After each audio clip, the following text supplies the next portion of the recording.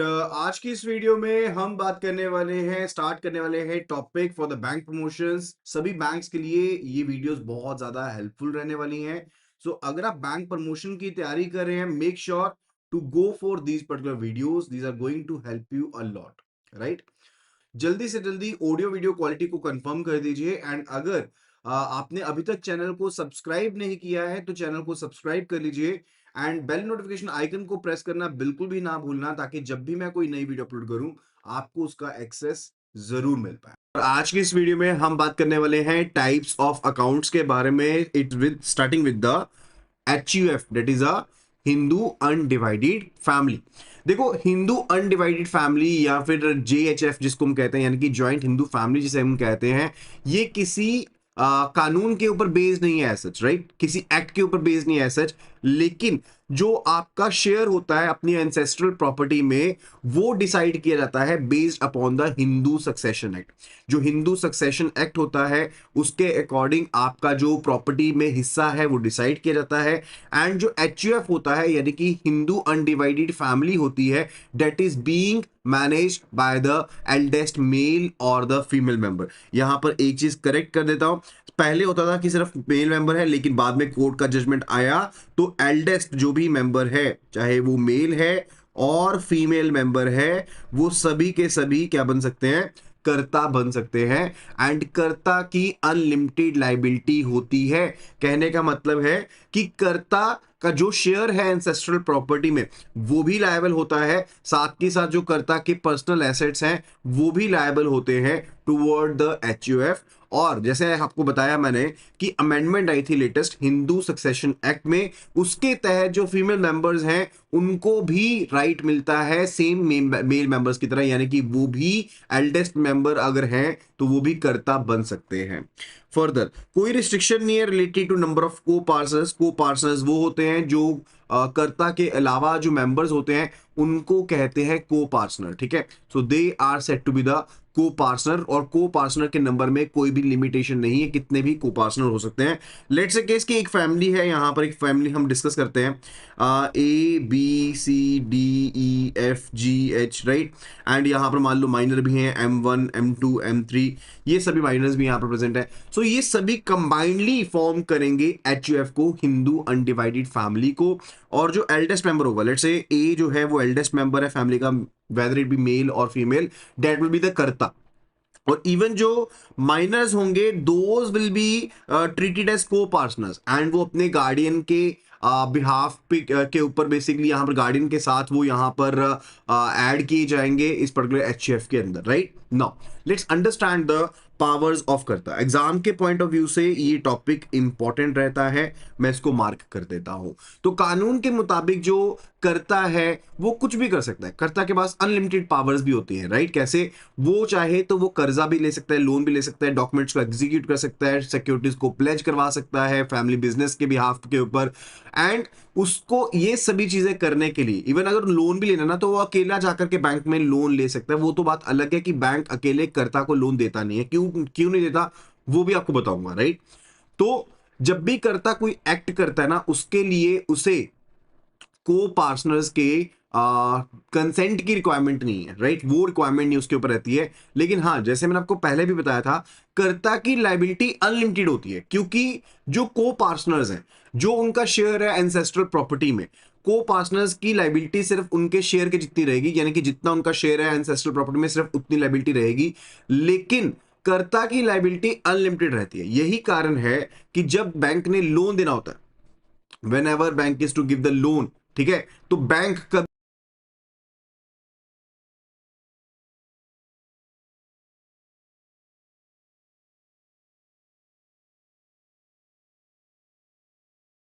तो बैंक जब भी कोई लोन देगा तो बैंक जो होता है ना लोन, वो कभी भी ऐसे नहीं होता कि अकेले कर्ता को दे दे। वो क्या करता है कि को पार्टनर्स के साथ भी डॉक्यूमेंट्स को साइन करवाता है, ताकि जो लाइबिलिटी है पर्सनल लाइबिलिटी वो को पार्टनर्स की भी बन जाए।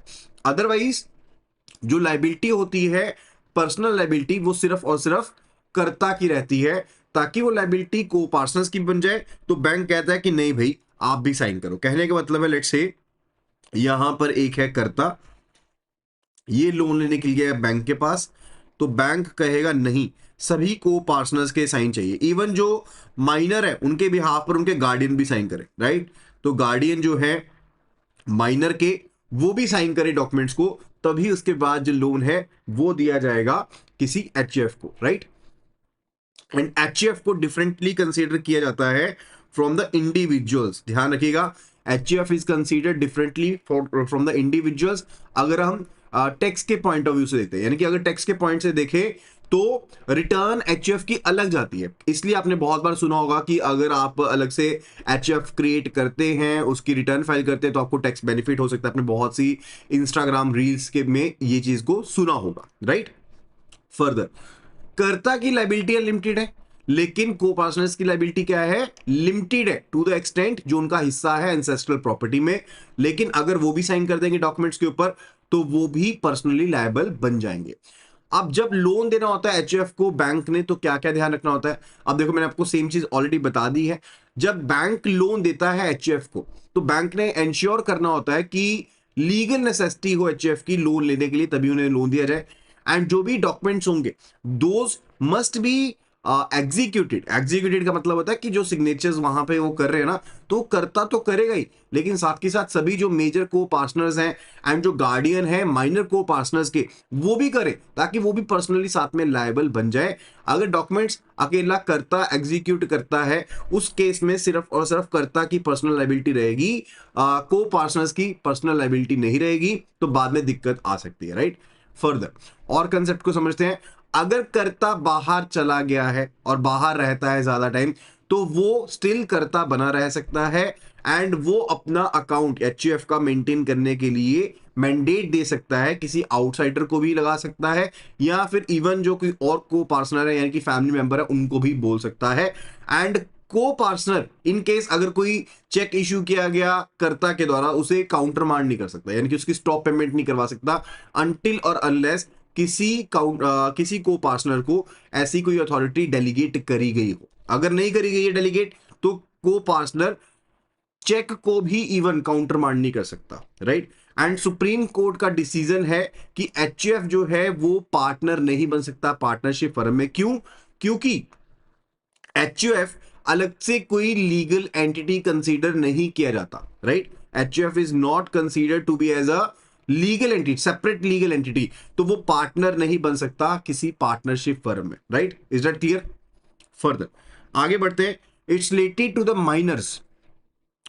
माइनर कौन है? वो सभी पर्सन जो इंडिया में रहने वाले हैं, उनकी मेजोरिटी होती है जब वो 18 साल के हो जाते हैं। अगर आपकी उम्र 18 साल से कम है तो आप माइनर हैं। एंड बीइंग अ माइनर आप कॉन्ट्रैक्ट नहीं कर सकते हो, not allowed to enter into any contract, you are not capable to basically आप कॉन्ट्रैक्ट में एंटर कर पाओ।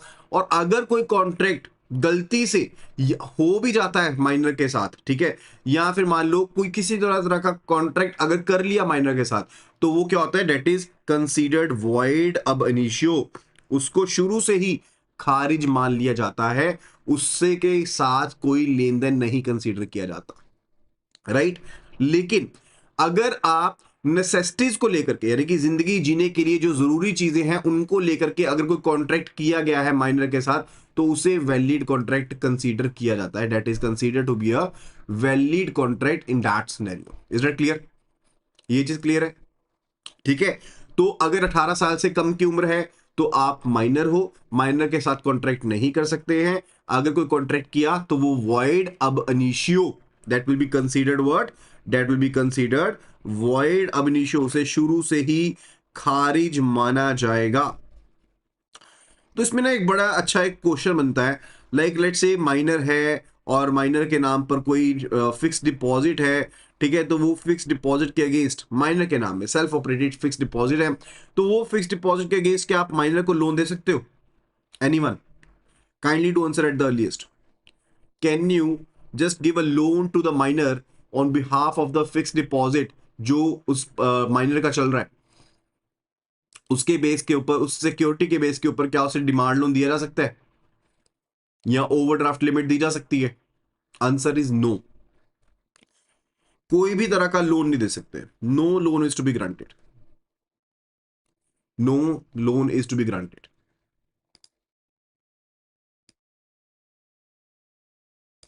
क्यों नहीं दे सकते लोन? क्योंकि अगर आपने कोई लोन सैंक्शन कर दिया माइनर को तो वो वॉइड अब इनिशियो होगा, उसे बिल्कुल, क्योंकि माइनर कॉन्ट्रैक्ट में एंटर ही नहीं कर सकता। सो माइनर के ऊपर कोई भी लाइबिलिटी इंपोज नहीं हो सकती है। No liability can be impose on the minor. Even let's a case कि माइनर पर्सन किसी अच्छे रसूलदार पर्सन के साथ आया बैंक पे, एंड वो पर्सन कहता है कि भाई मैं बैंक गारंटी देता हूँ। लेट्स से पर्सन एक बहुत अच्छा कस्टमर है आपका, वो कहता है कि मैं गारंटी देता हूँ उस माइनर के लिए, आप इसको लोन दे दो। और बैंक मैनेजर साहब कहते हैं कि ठीक है जी, दे देते हैं लोन, इतना अच्छा बंदा गारंटी दे रहा है। कल को ये डिफॉल्ट कर देता है तो ये कहते हैं कि भाई हम तो ए से रिकवरी ले लेंगे, ए से रिकवरी ले लेंगे, कोर्ट में केस चला जाता है। तो कोर्ट कहता है कि ए की कोई लायबिलिटी नहीं है, क्योंकि जो अंडरलाइन कॉन्ट्रैक्ट है वही जायज नहीं है, वही इलीगल है, वो खारिज है कॉन्ट्रैक्ट, वो सही नहीं है contract, right? So this is the funda, this is the point related to it कि माइनर के साथ किया गया कोई भी जो कॉन्ट्रैक्ट होता है date is void ab initio, वो बिल्कुल खारिज माना जाता है। एंड आप माइनर को किसी भी तरह का जो लोन है वो सैंक्शन नहीं कर सकते। You can not be sanctioning any kind of loan to the minor. ठीक है, अब देखो, माइनर जो है उसको लोन तो नहीं दे सकते, लेकिन जो सेक्शन 26 है, section 26 of the negotiable instrument act, NI act का, वो अलाउ करता है कि माइनर किसी नेगोशिएबल इंस्ट्रूमेंट को एंडोर्स कर सकता है, राइट? एंड फर्दर माइनर जो है ड्रॉ कर सकता है इंस्ट्रूमेंट को। और इवन आरबीआई भी अलाउ करता है कि माइनर अपना सेल्फ ऑपरेटेड अकाउंट ओपन कर सकता है। ठीक है, so that's the case. So minor जो है, अगर उसने किसी भी तरह के कॉन्ट्रैक्ट में एंटर कर दिया है, मान लो उसने कंसेंट दिया था पहले कि हाँ मैं कॉन्ट्रैक्ट में एंटर होना चाहता हूं, स्टिल वो contract void ab initio consider किया जाएगा। एंड 10 साल की उम्र अटेन करते ही जो माइनर है वो सेल्फ ऑपरेटेड अकाउंट ओपन कर सकता है, अगर उसे सिग्नेचर करने आते हैं, यानी कि अगर वो लिटरेट है तो वो सेल्फ ऑपरेटेड जो अकाउंट है उसे ओपन कर सकता है। लेट्स टेक द केस कि पर्सन ए जो है वो एक माइनर है एंड इनकी उम्र है 12 साल की, तो ये अकाउंट ओपन कर सकते हैं। Yes, they can open self operated account open कर सकते हैं। और इस अकाउंट के तहत जो नॉमिनेशन है क्या वो अवेलेबल रहेगी? नो, नॉमिनेशन फैसिलिटी नहीं रहेगी। जो सेल्फ ऑपरेटेड अकाउंट होता है उसमें नॉमिनेशन फैसिलिटी अवेलेबल नहीं रहती है। देखो, अगर अंडर गार्डियन अकाउंट ओपन किया है, अंडर गार्डियन तो किसी भी एज का बच्चा कर सकता है ना, यानी कि from day 1 to 18 years of age तक आप up to 18 years of age, lesser than 18 years of age under guardian account open कर सकते हैं, राइट? तो अंडर गार्डियन अकाउंट के केस में गार्डियन के बिहाफ पर नॉमिनेशन की जाती है, but in case of self operated account जो नॉमिनेशन फैसिलिटी है दैट इज नॉट अवेलेबल, वो अवेलेबल नहीं रहती है।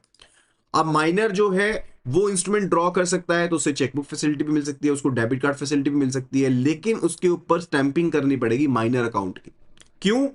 क्योंकि अगर माइनर ने किसी पर्सन के साथ कॉन्ट्रैक्ट कर लिया और ये कह करके चेक दे दिया कि भाई ठीक है भाई, ये चेक आप ले लो, पेमेंट मेरे से ले लेना, वो चेक दे सकता है, ड्रॉ कर सकता है, लेकिन वो बाइंड नहीं कर सकता किसी पार्टी को।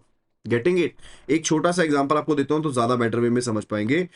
Let's take the case, person A ने, पर्सन ए जो कि एक मेजर पर्सन है, उन्होंने एक इंस्ट्रूमेंट ड्रॉ किया एंड उन्होंने इंस्ट्रूमेंट दे दिया पर्सन बी को। पर्सन बी ने इंस्ट्रूमेंट एंडोर्स कर दिया टू द पर्सन सी जो कि एक माइनर है। पर्सन सी ने फर्दर इंस्ट्रूमेंट दे दिया पर्सन डी को, एंड पर्सन डी ने इंस्ट्रूमेंट जाके लगा दिया बैंक में, बैंक में लगा दिया इंस्ट्रूमेंट, और ये इंस्ट्रूमेंट हो गया dishonour. No, as per the general rule जो हमने पहले पढ़ा भी है, डी जो है प्रीवियस सभी पार्टीज को क्या कर सकता है? सू कर सकता है, सभी पार्टीज को सू कर सकता है फॉर देयर लाइबिलिटी, राइट? लेकिन क्योंकि सी माइनर है, सी को नहीं कर सकता, यानी कि माइनर सभी पार्टीज को बाइंड कर सकता है एक्सेप्ट हिमसेल्फ और हरसेल्फ। सभी पार्टीज को बाइंड कर देगा वो, लेकिन खुद को बाइंड नहीं कर सकता। क्लियर है पॉइंट? तो माइनर के साथ जब भी डील करना है, कॉन्ट्रैक्ट्स में माइनर की कोई भी पोजीशन नहीं होती है, माइनर किसी भी तरह के कॉन्ट्रैक्ट में एंटर नहीं कर सकता। सिर्फ अगर लाइफ लिविंग नेसेसिटीज के लिए अगर आप कोई कॉन्ट्रैक्ट में एंटर कर रहे हो तो वो चीज ठीक है, otherwise it is of no use, right. Further, even minor जो है, दो माइनर पर्सन जो होते हैं, अगर उनकी उम्र 10 साल की कंप्लीट हो गई है एंड अगर वो सेम फैमिली से हैं, दोनों लिटरेट है, तो वो ज्वाइंट ऑपरेटेड अकाउंट ओपन कर सकते हैं। Jointly operated account minor open कर सकते हैं अगर वो सेम फैमिली से हैं, दोनों लिटरेट हैं, तो वो कर सकते हैं, ठीक है, सेम फैमिली से होने के बाद, right. That will be all about today video. आज की वीडियो में सिर्फ इतना ही। आई होप कि आपने सभी टॉपिक्स को अच्छे से समझा होगा। अगर किसी भी तरह का डाउट है तो you can be letting no in the comment section, and further do download the application from the link IIBF24/app। And अगर आप iOS यूजर हैं, it will be asking for the ORG code which is GEGKT। So just do download the application and start your preparations. Thank you so much and see you again in the next video.